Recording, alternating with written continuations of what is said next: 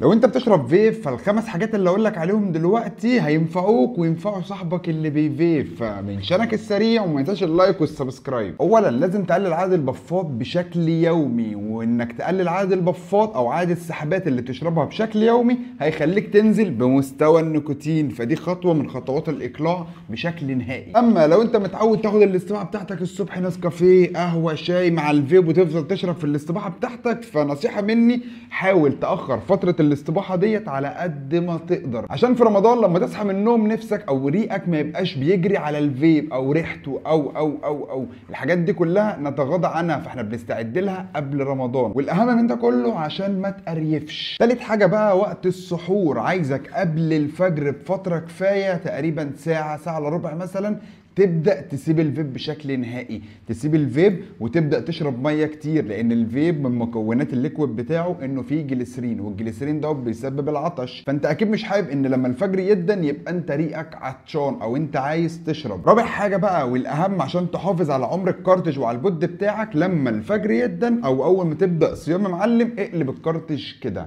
شيله من البود بتاعك وحطه مقلوب بالشكل ده. انت كده بتحافظ على الليكويد عشان ما يحصلش فيه اي مشاكل. تاني حاجه بتحافظ على انه ما يسببش اي تسريب. خامس حاجه بقى وقت الفطار، اول ما المغرب يدن خد شربتك، خد فطارك اللذيذ، خد عصيرك الجميل، وبعدين ابدا هاف فن يا معلم، معاك اليوم طويل. مش اول ما المغرب يأذن تبدا دب ما تفكرنيش باللي بيفطروا على سجاره، ما احنا مش كده، احنا مجال فيب مجال النزاهه. ورمضان كريم وكل سنه وانتم طيبين.